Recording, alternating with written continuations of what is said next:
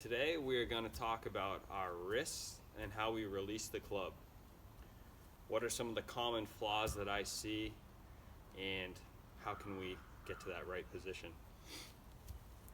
So too much wrist activity, we'll see a lot of hinging and releasing and a lot of shaft movement, all due to the wrist taking over. Okay?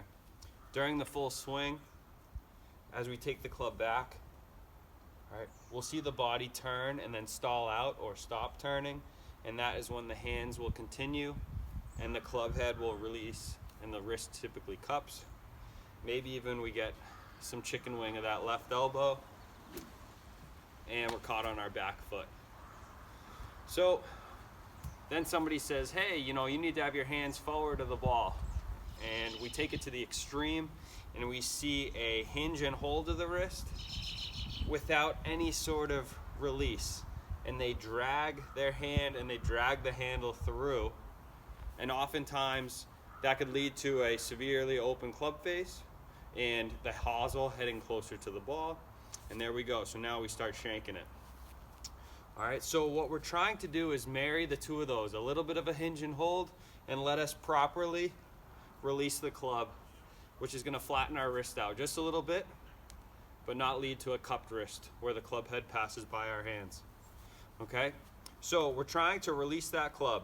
When we take it back and our wrist sets or hinges, okay, now it's at a certain angle. All right, so I want to turn and get off my back foot, turning those hips. And now, again, that's a lot of hinge, that's a lot of angle. If I drag the shaft from here, open club face, hosel towards the golf ball.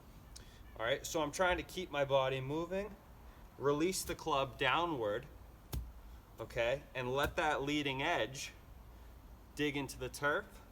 From here, it's all about just continuing our turn and having that great extension, okay? So we grab the impact bag and give it a couple hits to see how our wrists react at contact, at impact, okay? And kind of like that baseball player's check swing, I'm trying to get my lower body to move as much as possible while still maintaining that wrist angle, not letting it break past our arm, cup our wrist. Okay?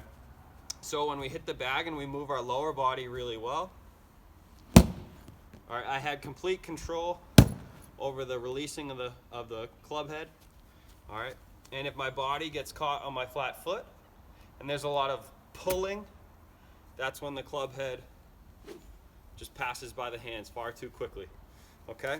So, trying to get those hands forward of the golf ball at impact, all right, but letting that club head release downward, that flattens the wrist out and lets us turn through it, leaving nothing behind.